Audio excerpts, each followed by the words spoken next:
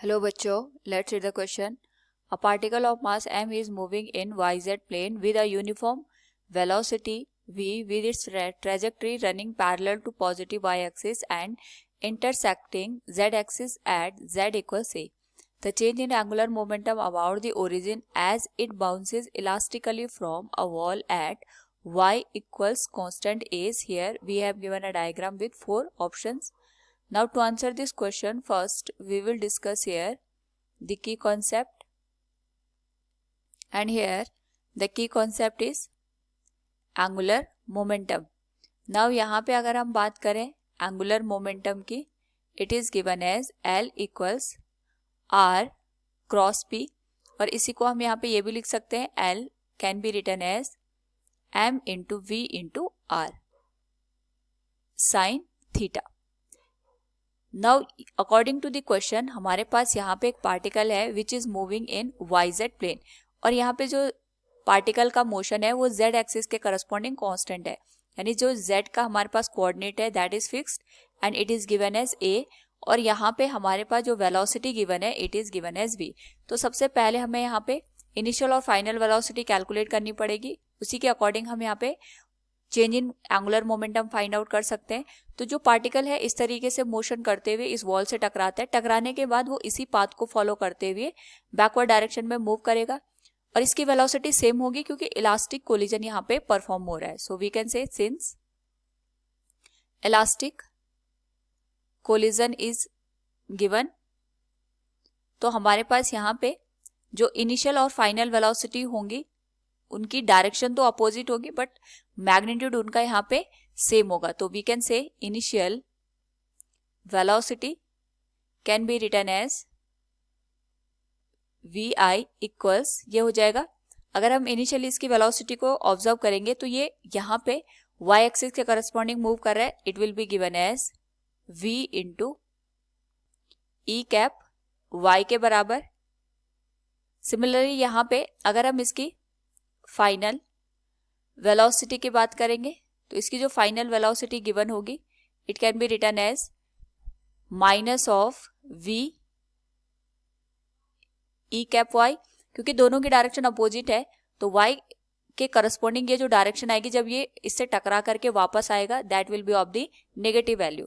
सो यहाँ से अगर हम इसके ट्रैजेक्टरी की बात करें यानी जो परपेंडिकुलर डिस्टेंस आएगी, और वी कैन से यहाँ पे हमारे पास जो एक्सिस ऑफ रोटेशन आएगा उसके करस्पॉन्डिंग अगर हम एंगुलर मोमेंटम कैलकुलेट करेंगे it can be written as R is the trajectory. ये हमारे पास ट्रैजेक्टरी के करस्पॉन्डिंग वैल्यू शो करेगा, और इसकी जो वैल्यू होगी क्योंकि जब ये यहाँ पे ट्रैजेक्टरी को फॉलो करेगा यानी अपने पाथ को फॉलो करेगा, उस पर्टिकुलर केस में जो Z कोऑर्डिनेट है दैट इज फिक्स, वो हमारे पास A के बराबर है.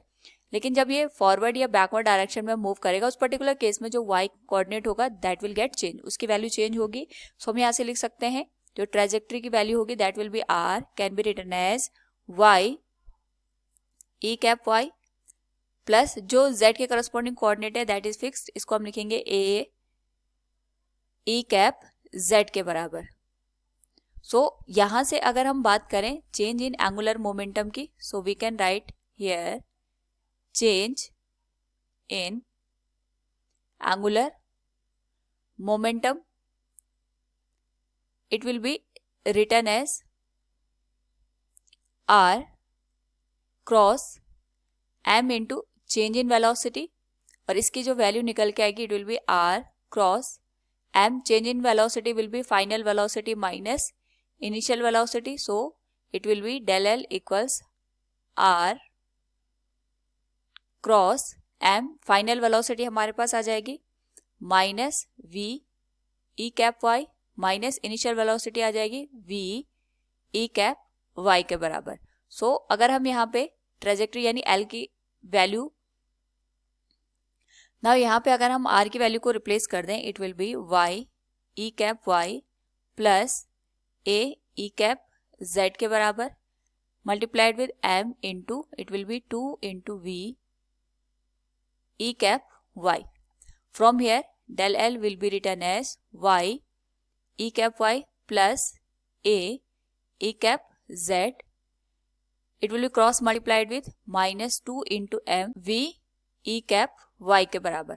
तो क्रॉस प्रोडक्ट में वी नो दैट जो हमारे पास यहाँ पे जो सिमिलर डायरेक्शन होती है उनका जो क्रॉस प्रोडक्ट होता है वो 0 के बराबर होता है, यानी y e cap y will multiplied with v e cap y, इसका तो मल्टीप्लिकेशन 0 के बराबर हो जाएगा।